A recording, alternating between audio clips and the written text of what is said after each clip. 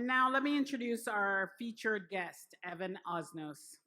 Evan is a former colleague from our days together at the Chicago Tribune, where I was assistant general counsel, and Evan was a promising young reporter. The Tribune sent Evan to cover the Iraq War and then to Beijing, where his investigative reporting about dangerous toys exported to the US contributed to winning a Pulitzer Prize. Evan joined The New Yorker from Beijing in 2008 and transferred in 2017 to The New Yorker's Washington, D.C. bureau, where he covers politics and foreign affairs. He's also a CNN contributor and a senior fellow at the Brookings Institution.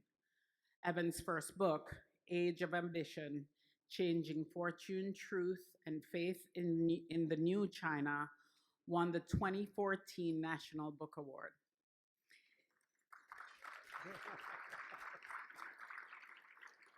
His biography of Joe Biden, which included an in-depth interviews with Biden and President Barack Obama, is an international bestseller. And his book, Wildland, The Making of America's Fury, explains how upheavals in society, economics, and politics contribute towards the vexing nature of American modern life. I'm pleased to present Evan Osnos in conversation with David Greising. Good luck, Evan. Thank you. Thank you, Paulette. Yeah. Evan, thank you so much for being here. It's great to see you, and I think people really will enjoy hearing what you have to say. Oh, thank you. Well, it's great to be back, I have to say. It feels a bit like old home week, a lot of Tribune friends. And thanks for having me. Right. And before we get started, just want to make it clear, we're not playing blue today. I mean, I know Andrea. I don't know. I can work pretty blue, actually. Okay, all right, Where okay. we're going. But anyhow, thank you very much for doing this. We've got a lot to cover. You have your Tribune background. You have right now a really prominent perch covering government, politics, and society, really, for The New Yorker, and of course your TV and Brookings work. And your China chapter is of incredible interest, more so than it would have been 6 weeks ago, now that who knows what's going to happen in the Taiwan Straits. Yeah. And so we'll want to talk a little bit about that. Regular attendees at this lunch will know that last year, our speaker, David Rubenstein, challenged me to do the interview without notes, and I fell for that ruse. I'm going to do my best to kind of be note minimal, but I may refer to my notes here and there. I'm going to give you a secret, though. Rubenstein has a great memory, and he memorizes all of his interviews. He's one of the best. Oh, okay. Well, your secret is safe. He didn't. Okay. Everybody, please don't pass that one out. It's off the record. All right. So, yeah, I love off the record at a journalism event. Your book, Wildland, I think is one of the most important books of the last few years. It really helps explain where we are today, having started, about 10 years ago almost, is the time frame of the period covered in the book. And one of the gifts you have as a storyteller, in your books especially, is you pick out individuals who tell us something about the broader theme of what you're writing about. And I'd like to just start by those who may not know the book, Evan focuses on 3 places: Greenwich, Connecticut, where he grew up, Clarksville, West Virginia, where you got your first newspaper job, and Chicago, where the Tribune was fortunate to recruit you, and you also have some family history. Yeah. And so he frames what's going on in this country around events in those 3 cities. So tell me about Jim Campbell of Greenwich, Connecticut, why he was who he is, and why he had a role of some interest and prominence in Wildland. Well, Jim Campbell is from the town where I grew up, Greenwich, Connecticut. And if there's one political fact that's worth knowing about Greenwich to understand why Jim Campbell is an interesting story, is that Greenwich, Connecticut is the home of the Bush family legacy. It's the Bush family's literal hometown. which really means also a kind of a form of American politics, what used to be called Rockefeller Republicanism. Prescott Bush, who was the father and the grandfather of presidents, was the ultimate country club Republican. I mean, he was literally the golf champion at the Round Hill Country Club, the 8-time champion. And he was Eisenhower's golf partner. And he was the senator from the state of Connecticut. And he believed in really sort of centrist ideas.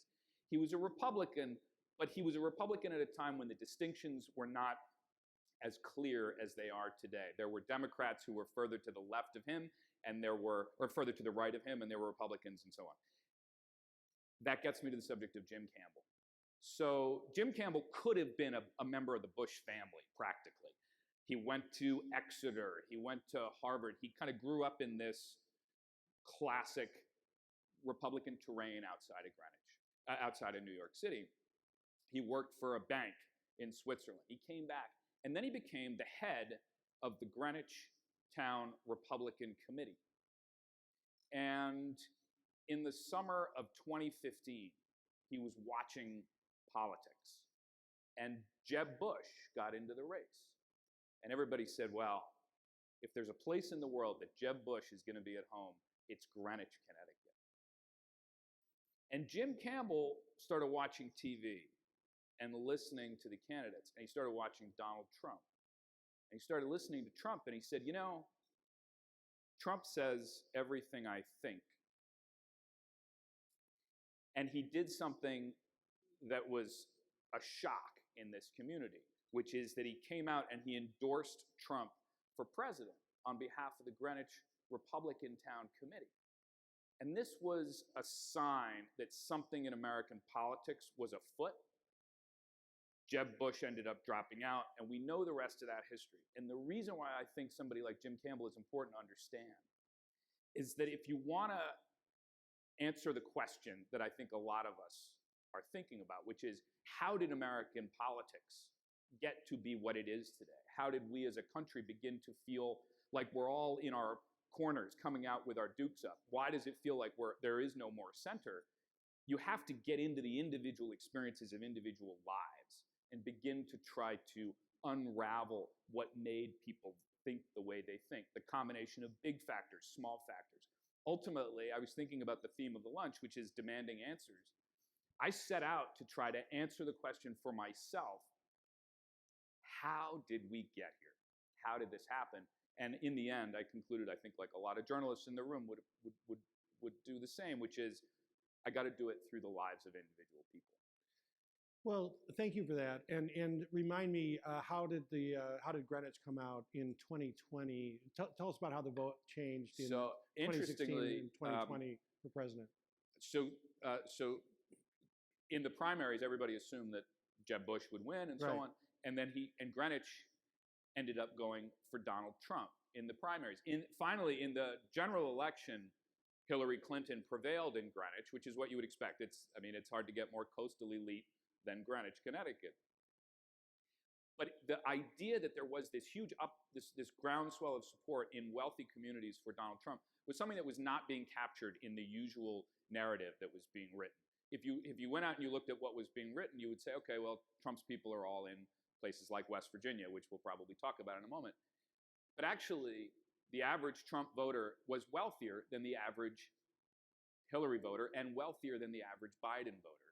And if you don't understand those mechanics and get into it in real detail, you don't understand actually what's happening in American politics. And so in the end, by the way, I should add one other thing, which is people in 2016 said, well, you know, Hillary didn't do well because they don't like Hillary Clinton here. Except that in 2020, Trump got more votes in Greenwich than he got in 2016. Yeah, very interesting. So Brian Jarvis and Reese Clark. Brian Jarvis from Clarksville, West Virginia, Reese Clark from Chicago. Give us why are they interesting and how do they contribute to the narrative of your findings? Well, in some ways, Brian Jarvis, so I got my start before coming to the Chicago Tribune, where I really became a reporter. I started out as a very bad photographer at the Clarksburg Exponent Telegram in Clarksburg, West Virginia. It was my first job out of school. they encouraged me to pursue writing.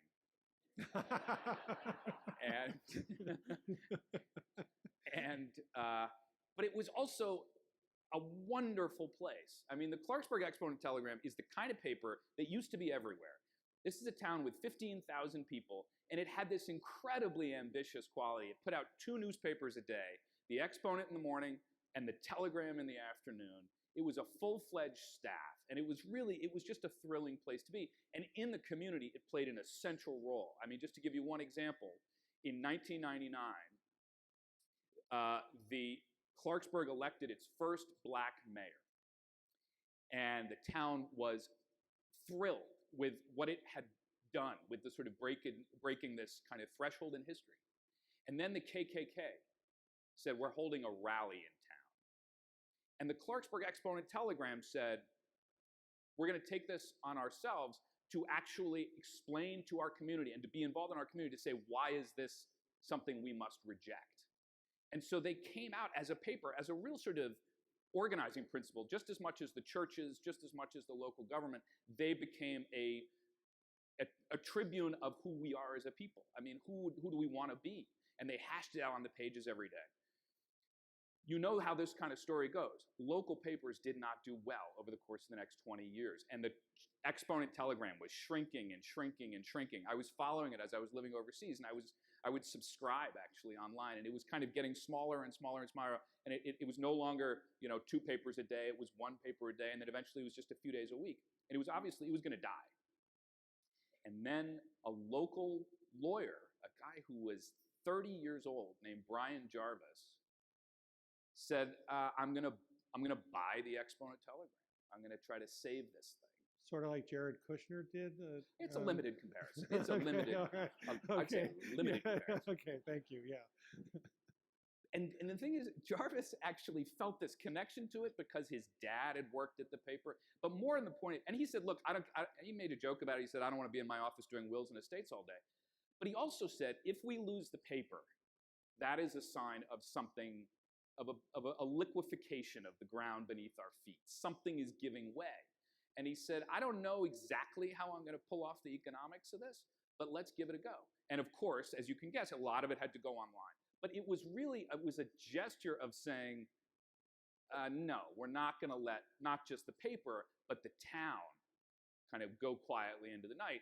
And that paper is a sign of people in a community fighting for the, I think, fighting for a declaration that they want to be there. I'm often reminded, it's a great line. Arthur Miller used to say that a newspaper is a community talking to itself. And it's really true. It is the place in which you hash out where you disagree and where you agree, and who is lying to you and who is stealing from the public treasury. Right. And the data on this is I mean, everybody who's in this room knows, but it's worth mentioning just one thing, I think, which is that sometimes we think, okay, there's a liberal argument for having a local paper because it keeps an eye on bad things happening in the government. There's also a conservative argument, which is there have been academic studies that show that when the local paper goes away, the government becomes more wasteful, less efficient, it pays itself more, and it generally behaves as if nobody is looking anymore. This comes as a big shock to the Better Government Association. Yeah. No, it's incredible. I don't know if you've ever been to Chicago, David, but these kinds of issues. So speaking of Chicago, tell us about Reese Clark. He's really a compelling story, and I think important also for this narrative of what we're putting together. So I met Reese by chance in the way that so many kind of journalism encounters happen. And if I can interject here, when you read the book, he happens, I'm sorry to interrupt, it's your story, but you were actually going to a tribute for somebody who had been shot. Yeah. And ran across Reese. Yeah, I was and going to a funeral. And one of the things that makes Evan just brilliant as a journalist is this was not a guy that he was told, hey, go find this guy, he's a great story. You ran into this guy, he ends up being this, probably one of the most compelling narratives in your book, and you have the ability to kind of recognize that, I guess, as you got to know him. Well, I have very few skills, and one of them is just knowing that the biggest enemy of a reporter sometimes is a fixed schedule. You have to be willing to go where things take you. And I was hanging around on the South Side trying to understand a gang conflict in one neighborhood in Auburn, Gresham. And I went to a funeral for a young guy who'd been killed named Philip Dupree. And I came out of the funeral and I was standing on the street. It was January. And I was looking at that little shrine that we've all seen so many times when somebody is killed. It's a little shrine on the sidewalk.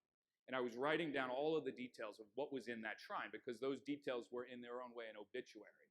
It was a way of understanding this life, which had otherwise been more or less undescribed in the paper. And a guy walked up to me and he said, who are you doing? Who are you with? What are you doing? And I said, I'm a reporter and I'm with the New Yorker magazine. And he said, is that the one with the cartoons? I said, yeah.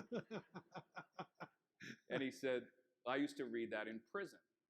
And I said, this is somebody I need to get to know. And his name was Reese Clark. He's my age, more or less. And we lived completely sort of parallel, non-intersecting lives until that moment. And he was an incredibly generous source in helping me understand. He said, look, I'll take you around the neighborhood and I'll begin to explain the origins of this gang war. Why here? What does it mean in the lives of the people who are living here? And I'll just give you one sort of interesting thing about Reese that I think is really powerful. Reese grew up in West Pullman in the wild hundreds, as he called it. And he was kind of gifted in math.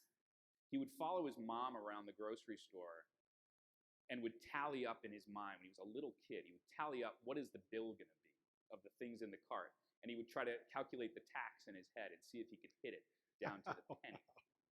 And he was doing okay. He was going to a school that he was really kind of engaged. And then he hit the end of middle school and the beginning of high school. And this is right at the end of the 70s, beginning of the 1980s. And at that point, there was no policy to give bus fare to kids who needed to go outside of their neighborhood to go to who wanted to go to Morgan Park High School. And they said, sorry, you have to have bus fare yourself. We don't have a school bus for you. And so his parents said, we don't have enough for bus fare for you. So you're going to go to Fenger High instead of going to Morgan Park High. And as Reese says to me, this is his quote, he sort of said with a wry smile, he said, and so began my life of crime. He joined the gangster disciples. He went to prison for 13 years for attempted murder, and the rest is history. And his life has been since then a process of trying to find his way back into those places, those small seams in a society that makes it very hard to get back in. And but I've often thought 1,000 times, what if somebody had written a story about a program to give bus fare to kids so that they could make that leap from 8th grade to 9th grade and get into the other high school? Well, and when we talk about structural inequities and closing the wealth gap and these issues, I mean, I think he just personifies so much of what is going on, and that's why I wanted to pick those three characters, because one is the Greenwich example, and you have many others in the book, and that question of why did that segment of our polity go all in for Donald Trump in the end, the role that journalism plays, and what are some of the other problems, and with the focus on West Virginia, that's another group disenfranchised in a completely different way than what we're talking about with Reese. And you tap into a certain subset of our politics and our society that, again, also have gone all in, not on Donald Trump's politics necessarily, but on being cut out and on being left out. And so talk about that a little bit. That sense of being left out is sort of the dark matter at the center of American politics. It's this thing that exerts this gravitational force. A lot of people will tell you, and the data supports this, that they feel as if the government does not respond to what they care about, the problems in their lives. And you can go down the list of issues. 70% of Americans want real action on gun control. 70% of Americans want real action on climate change. And for years, nothing was happening. So there was this, and on the left and on the right, they were both describing themselves as feeling disengaged. And I began to notice this curious thing, which is people in both Auburn Gresham and in Clarksburg, West Virginia, had something in common they didn't realize, which is that both of them had ended up kind of marooned politically and geographically. I mean, just literally as a practical matter, I was running into kids in that neighborhood. There was a social worker there who told me, she said, I routinely run into kids who say they've barely been to the lake because it's so hard. Obviously, there are gang territories. There are reasons why it's hard for you to go. You have to have the bus fare. You have to have an organization to take you. And that struck me as such a violation of how we think of democracy. I mean, part of the idea, the whole theory of the lake in Chicago was it's public property. It belongs to everybody. And there's something democratizing, small d democratizing about it. Because you go there and you're sitting next to somebody who doesn't have anything in common with you, doesn't have any ideas like yours, but you're all enjoying this collective thing. And that is an extraordinary sort of instrument of democracy. And here were kids who lacked the resources and the system to be able to get them there. And in Clarksburg, in very different ways, people felt increasingly marooned from politics because they didn't feel, it used to be all Democrats. It was Democrats to a person. FDR had more or less sort of created Democratic territory in West Virginia with the New Deal, and it stayed all the way to the end of the century.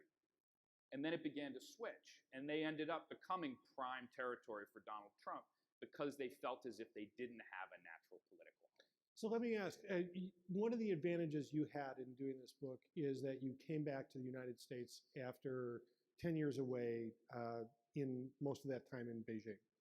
And you are very open about this, that you took the John Gunther example, a book, Inside USA. Gunther had done Inside Europe when he was a correspondent based in Europe. He came back, as you had, after years away, and the country looked different to him than he had remembered it being. Tell us, you know, a little bit about what, we've already talked about some of the things, but what was it like to come back after that time, and how different are we today, Evan? Well, I mean, I will say that, you know, John Gunther, a good Chicagoan, by the way, of course, you know, went overseas, spent all these years, came home, and looked at his own country and said, I don't really understand it that well anymore. He described himself as like a man from Mars. And honestly, that's how I felt coming to Washington, D.C. I'm an American. I feel like I know this place. By the way, I have to give credit to my wife, Sarah Beth. She's the one who said, we'd been overseas by this point for 8 years, and she said, you know, we better go home pretty soon or we're going to get weird. Technically what she said was, you're going to get weird, but I understand her point. And she was 100% right, which is that you fall, and all of us, I have friends who've been overseas for too long, where you fall out of step ultimately with your own country. And I came back and I discovered a few things that really were a shock. I mean, by the way, the fact that she didn't think you were weird already, that's actually a good thing. But anyhow, sorry to interrupt. I pointed out that legally we were already, she'd already accepted, stipulated to that fact that I was weird. But so I said, you know, I honestly, I sort of thought I understood the United States, particularly because I'd spent all these years in authoritarian countries. I had often found myself kind of becoming, as an American, you become a little more American when you're overseas. And I found myself kind of making a case for the United States to people in Iraq or in China or in Burma. And I would say, look, I know we haven't had a perfect track record by any means, but we have some basic ideas that I think we all aspire to, like the rule of law, the power of truth, the pursuit of truth. Boy, you really have been out of touch. Yeah. What did I miss? And it was honestly, it was coming back. And then the third piece of it also was like the pursuit of that you could transform your station in life. I mean, this was kind of, you know, if you were sort of trying to define the hymnal of American ideas, those would be the big ones. And I came back and realized the degree to which all three of those ideas were in profound crisis. And I kind of went out shuffling around with my paper and my pen to try to answer the question of how. Right. Yeah.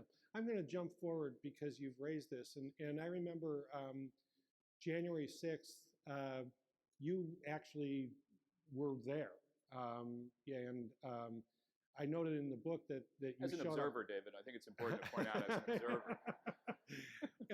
and I know I think you showed up mid-afternoon, so you must have, like any good reporter will, heard something's going on down at Capitol Hill and rushed down there. I don't think maybe it was on your agenda to be there, but just give us a little bite of what your experience was in covering January 6th. And tell us a little bit about Sharon Cron too while you're doing that. Yeah. Well, I showed up. I was on I was writing my book. I was on book leave. We live a couple of miles from the Capitol, and my editor had called me the day before, and he said, "Look, I know you're on leave, but we think something may." Did they say it'll be wild? They said he too was an observer, but he said, "Look, honestly, what he said, David, is we don't have that many people that have covered a conflict." Yeah. And once a war correspondent, always a war correspondent. Said, okay. Yeah, more or less. And I said, and I was very skeptical. I said, I think it'll probably, this will be fine. And I learned, one of the things I've learned, I think we've all learned over the last few years, is the need to have a catastrophic imagination. You have to be willing to think that actually abnormal things happen, and that it was the failure of a catastrophic imagination is why we had 9/11. We didn't imagine this actually could happen. All the signs were there. It was also the reason why the war in Iraq was a disaster. We didn't believe that actually it could go as badly as it did. And the same thing could be said about the decisions we made at the ballot box. And I think, so I go down to on January 6th, I show up in the afternoon, and it was all happening. I mean, it was in the middle of it, and people, these great kind of, the sea of people is fighting with the police trying to get in the doors, and I'm standing at the foot of the Capitol. There's kind of tear gas everywhere, and I was talking to people, and it was not a friendly reporting experience. I mean, I did not. I was telling people I was a reporter, and somebody said, "You're the enemy of the people. Why shouldn't I punch you in your effing face?" And he started to draw a crowd. And luckily, people were kind of busy, and so they didn't come, and I kind of filtered away in the crowd. But I have to say, I never thought that I'd be in my own city using more or less the same habits of mind that you get covering that kind of moment elsewhere. And the single dominant thing that I come away with, I think, from that experience was the number of people that I talked to who said this was their first time in Washington, D.C. Whoa. Realized they feel so disengaged from politics that for them this was like invading a foreign capital. And that was one of those markers of the level of disengagement, either for legitimate or illegitimate reasons. These people felt, and I pretty obviously feel that what they were doing was a delusion and an insanity. But they all felt this sense of being left behind by our political and government systems, and also by our quote-unquote elite systems, our institutions of higher ed, all the things that we all know that are kind of part of how you feel like you're getting full citizenship. And that's where I was beginning to understand more about the core of our problem, because it has more to do than just with one political. Right. So I'm sad to say, we're going to run short on time here, because we promised to get our folks out by about 1:30, and they have a right to that, I guess.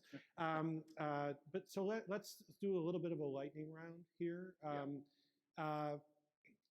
Going from the New Yorker, or from the Tribune to the New Yorker, and being assigned basically to cover American politics. I remember you and I met in Beijing, and you were saying, "Hey, I'm going and I'm taking this job at the New Yorker." It's a little vaguely defined. Tell us about your remit. And I'm thinking in terms of not just these major stories you've done, like your profiles, Biden, that led to your Biden biography, but stories that are a little bit off the beaten path, like a really good profile of Father Michael Pfleger here in Chicago, a profile of people in Silicon Valley who have got safe rooms and have gone to extremes to have what I think you call a plan B in case things really blow up. You just did one about super yachts that had the great headline, which we discussed, you wrote, to the world of the haves and have yachts. That's true. Super yachts. That's true.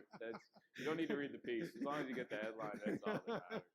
So tell us a little bit, that, by the way, was not the most rugged reporting I've ever done, David. At one point, I do think my omelet was overcooked, actually, in Tuscany. Yeah.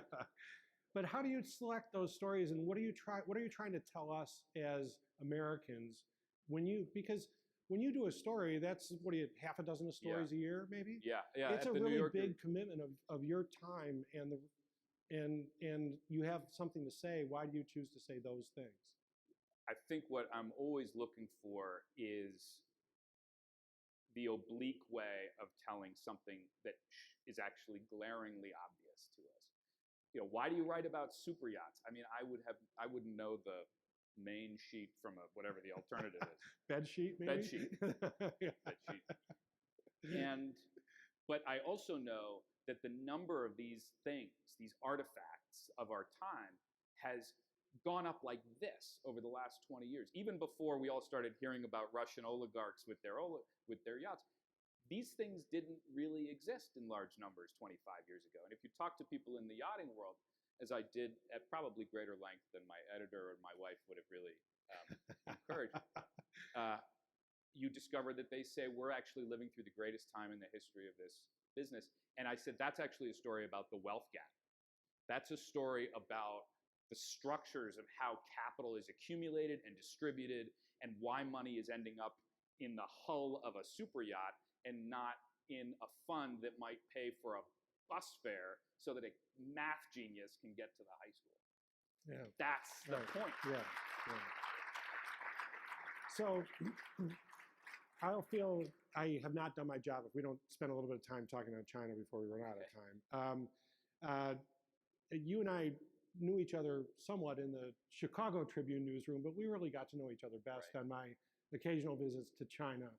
And that country changed a lot in the time you were there, and it's changed, as you and I have discussed once before, it's changed even more since. Yeah. And in fact, you made the point when we talked a little earlier today about it actually had changed in ways that you didn't see it changing, even when you were there. And you drew some parallels between sort of the Wildland book. So tell us a little bit about how is China different today? And you make a big point of talking about the tension between, as the title of your first book, ambition and authoritarianism. Right.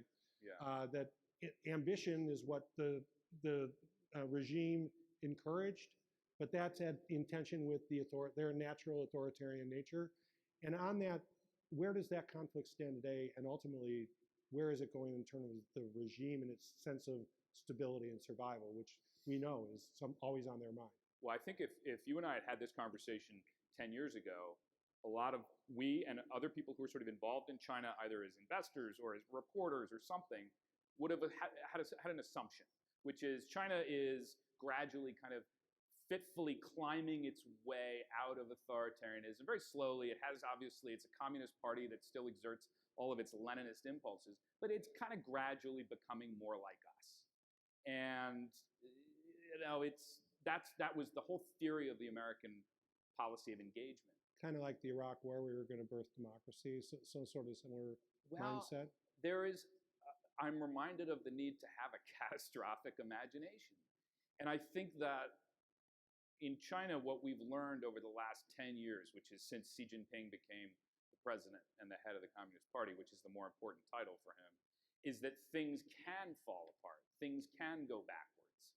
And nothing is guaranteed. I think, I have a lot of friends in China who are liberal people who have imagined, they made their choices. They said, I'm going to stay here and try to make this a more open society. They've lost that ability. I mean, all of the kind of openness on the internet has really just been clamped down. China is moving back. It's moving backwards in time in a way that nobody expected to have happen. And when I go back and I look at it, you and I talked a bit about this today, I could see those changes happening around me. And I think the reporter in me says, I want to make sure that when I'm living in a place again, that I'm aware of the direction of travel. Are we becoming stronger? Are we becoming weaker as a society? Are we becoming more open, more closed? And that's kind of the meta-narrative that I'm always trying to assess. In China's case, in direct answer to your question, it's probably a stable place. Xi Jinping is going to get a third term in office next month. But it's not the country that I think a lot of people hoped it would be, which was a more open participant in the global community. And that experience of being overseas in authoritarian countries for 10 years makes me acutely conscious of what sets us apart in a democracy. And it's quite specific. It's that we give ourselves the power of a do-over every 2 years or 4 years. We have this kind of structural capacity to fix what we screwed up and to make changes. And we can have a conversation like this and an organization like this whose job it is to look over the shoulder of power and say, actually, no. You know, there's a great expression in Chinese, which is that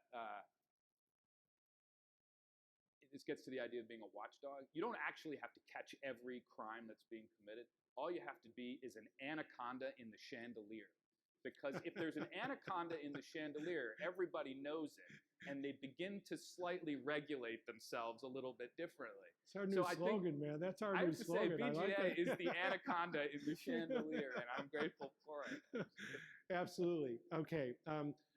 One more thing. First of all, as you can tell, Evan is very articulate. I talked to Tim Franklin, who was one of your first editors when you came to the Tribune, and he told me a great anecdote about they sent you to cover the UPS strike. You came back and filed your story, and Tim and another editor looked at the raw copy and said, so what are we going to say about this? There's nothing we can contribute as editors. We've got to come up with something. And so they worked to just come up with an edit that they wanted to make. I don't believe it, but I'll take it. It's true. And you have a way, you talked about President Xi, you described Xi in one of your, in your book as a ruddy, chaste bear of a figure with a rich radio voice and a penchant for roomy Western suits. The full picture evoked Jackie Gleason more than Zhao and Lai. Evan has a way of just encapsulating something, just making you understand somebody just to read a sentence or two. And his books and his articles are filled with lines like that. We were talking earlier with West Virginia about journalism. Good writing is a part of good journalism. Great reporting, those instincts for where your story is, even if it's not quite what your brief was when you set out. You also, you talked about the paper in West Virginia and its importance to the local community. You and I have talked a little bit about what's going on here in Chicago in nonprofit journalism.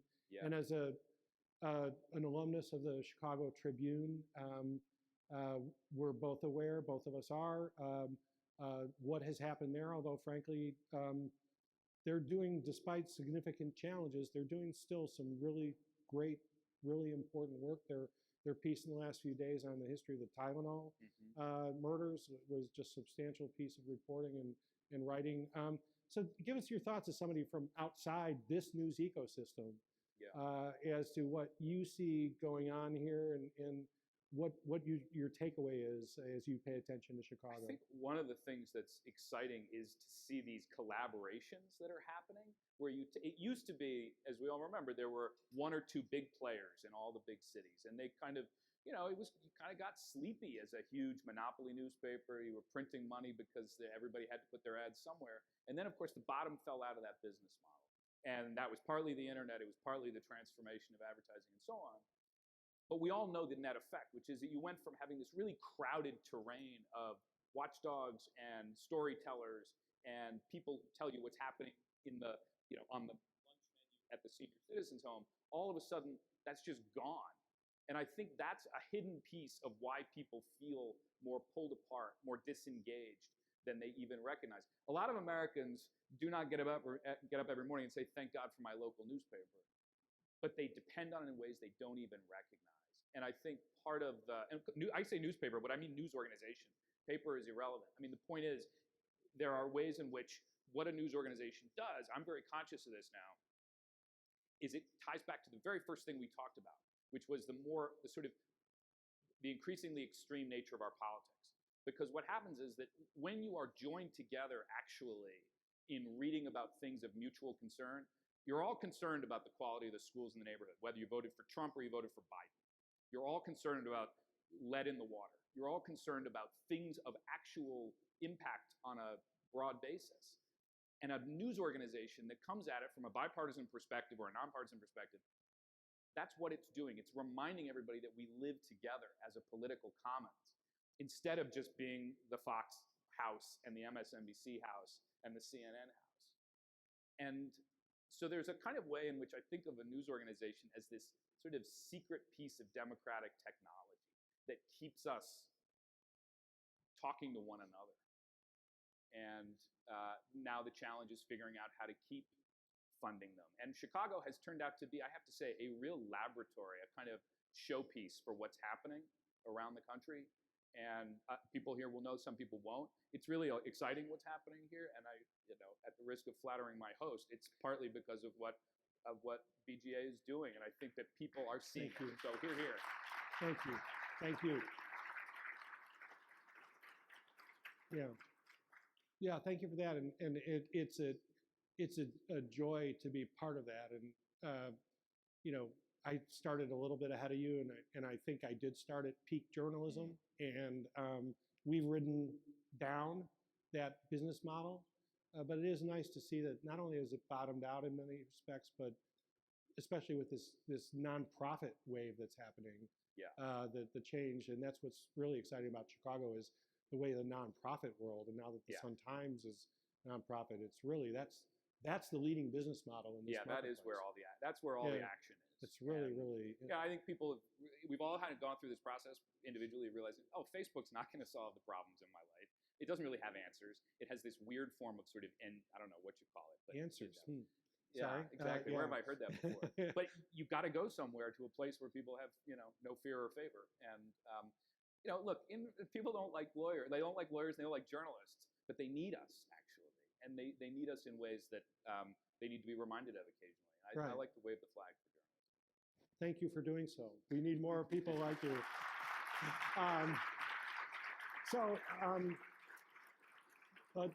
A little bird told me before we let everybody go, you had a fabulous parting gift for me. I do. I have to say, 2 seconds on what I'm about to produce from my pocket. Watch his hands. Yeah, this is not the part where I go blue. In 1977, as some people will know, the Better Government Association did something that was a real coup in journalism. They ran a sting operation against corrupt city inspectors. They set up a bar called the Mirage, and they put cameras all over the Mirage. They were working with the Sun-Times. I think there was a TV component, but it was a BGA op.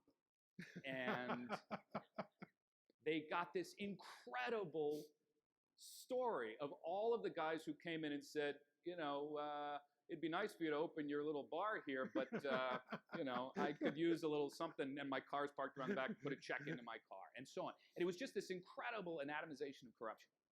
So I started at the Tribune with a guy named Bill Rechtenwald, who was one of the reporters who worked on that project. And the BGA reporter who worked on that project. He was. Yeah. Mm-hmm. And Bill was, in character in this tavern as a bartender. And 20 years ago, and I don't know if you'll be able to see it, but he gave me this. This is like the highest compliment anybody ever gave me at a baby reporter. He said, hey, this is a matchbook from the Mirage. And what's cool is on the back, it says beer, grog, ale, BGA. It was hiding in plain sight. So I give you this artifact. It's the smallest donation I hope you received today. Let's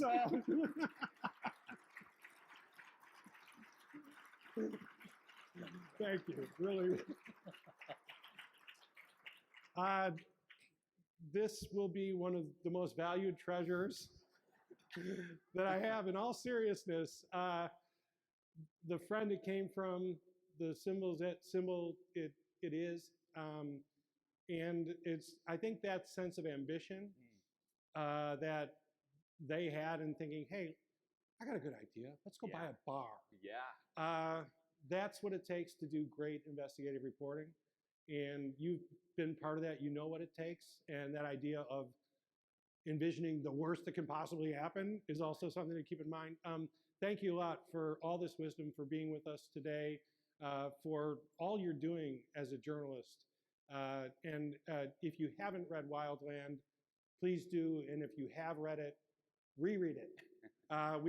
There's a lot to be learned from this book and from Evan's work overall. So thanks again. Thank you, David. Thank you very much.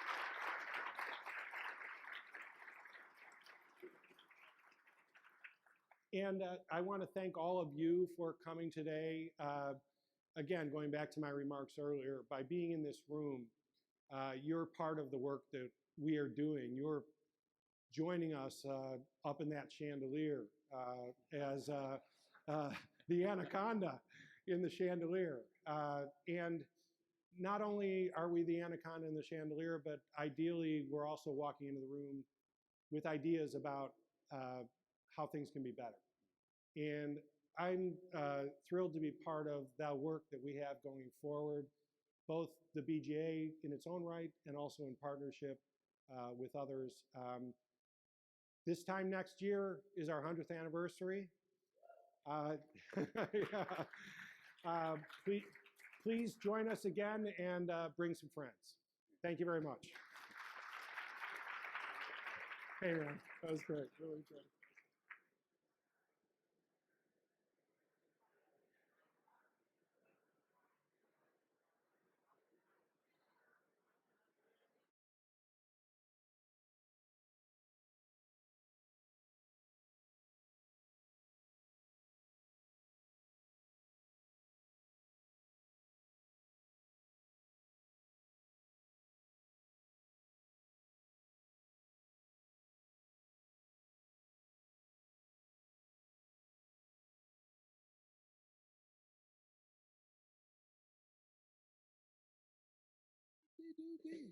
Shoopy doopy, ooh, shoopy doopy, ooh.